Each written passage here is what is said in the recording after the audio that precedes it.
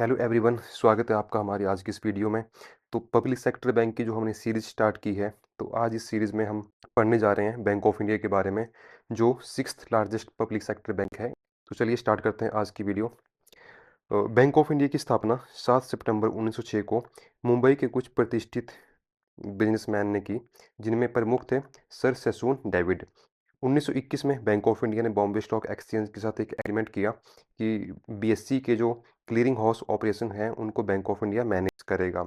इसी के कारण बैंक ऑफ इंडिया की बाद में जो बीवाई शेयर होल्डिंग नाम से कंपनी बनी, और इस कंपनी में जो है बैंक ऑफ इंडिया के 100% स्टेक हैं। और 1946 में बैंक ने लंदन में एक ब्रांच ओपन की, और ऐसा करने वाला ये उस टाइम पे पहला पहला बैंक बना जिसने यूरोप में ब्रांच ओपन की हो।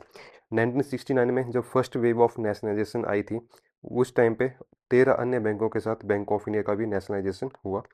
और 1989 में एक और उपलब्धि बैंक ऑफ इंडिया ने हासिल की, जब ये पहला पब्लिक सेक्टर बैंक बना जिसने एक फुली कंप्यूटराइज्ड ब्रांच और एटीएम का उद्घाटन किया, महालक्ष्मी ब्रांच, जो कि मुंबई में है। यहाँ से आप देख सकते हैं कि 1906 में बैंक ऑफ इंडिया की जो स्थापना हुई, और इसकी स्टार्टिंग पेड अप कैपिटल थी 50 लाख रुपए थी। 46 में इन्होंने लंदन में ब्रांच ओपन की, और 1962 में इन्होंने अपना जो एम्बलम था वो इस 5 पॉइंटेड स्टार को चुना। और इसके जो 5 पॉइंट है वो रिप्रेजेंट करते हैं बैंक की जो प्रेजेंस है 5 महाद्वीपों में, उसको। और फिर 1965 में बैंक ने फर्स्ट मोबाइल ब्रांच इनॉग्रेट की गुजरात के नाडियाड जगह पे। और 1973 में जब स्विफ्ट बना, तो बैंक ऑफ इंडिया भारत से एकमात्र बैंक था जो स्विफ्ट का फाउंडिंग मेंबर था उस टाइम पे।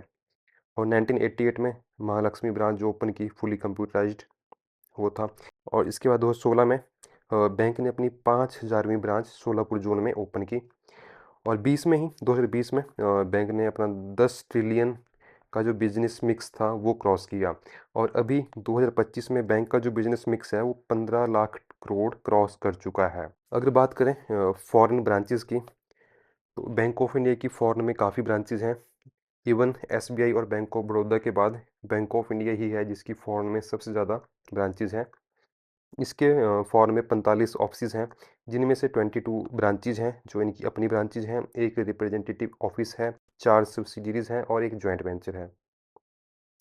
बैंक ऑफ इंडिया की पूरे विश्व में जो प्रमुख स्थान हैं, जैसे New York, San Francisco, Paris, Singapore, London, Dubai, Tokyo, Osaka, Indonesia या न्यूजीलैंड और उगांडा जैसी कंट्रियों में इनकी ब्रांचेज हैं। जैसे आप देख भी सकते हो यहाँ पे bank of India Japan, UK, Vietnam, Dubai, USA. और इसके अलावा एक 2008 से लेके 2012 के बीच में पाकिस्तान और भारत की कुछ बातचीत हो रही थी इनके सेंट्रल बैंक्स की, कि ताकि कुछ भारत के बैंक पाकिस्तान में ओपन हो सकें। तो उसके अंडर गवर्नमेंट ऑफ इंडिया ने बैंक ऑफ इंडिया और एसबीआई को अलाउड किया था कि वो पाकिस्तान में ब्रांचेज ओपन हो सकें। हालांकि बाद में कुछ पॉलिटिकल टेंशन्स के कारण पॉसिबल नहीं हो सका था, लेकिन ये 2 बैंक ही हैं जो पाकिस्तान में ब्रांच ओपन करने के लिए अलाउड हैं। अब बात करते हैं कुछ इंपॉर्टेंट फैक्ट्स की। बैंक ऑफ इंडिया का हेडक्वार्टर मुंबई में है। अभी बैंक ऑफ इंडिया के एमडी और सीईओ श्री रजनीश कर्नाटक जी हैं। इनकी 5304 ब्रांचेज हैं, जिनमें इसके अलावा 45 फॉरेन में ऑफिसेज हैं। बिजनेस मिक्स जो है 15 ट्रिलियन से ऊपर है, और ये 6th नंबर पे है पीएसबी में, अगर बात करें एज ए बिजनेस मिक्स के हिसाब से। 51,000 के आसपास एम्प्लॉयज़ हैं। ग्रॉस एनपीए इनका 2.92% है, और नेट एनपीए 0.75%। इनकी जो मोबाइल ऐप है वो BYOMNI ओमनी नियो के नाम से है। इसके प्ले स्टोर में 1 करोड़ से ज़्यादा डाउनलोड्स हो चुके हैं। और ये जो जिस सॉफ्टवेयर पे काम करते हैं वो है फिनेकल।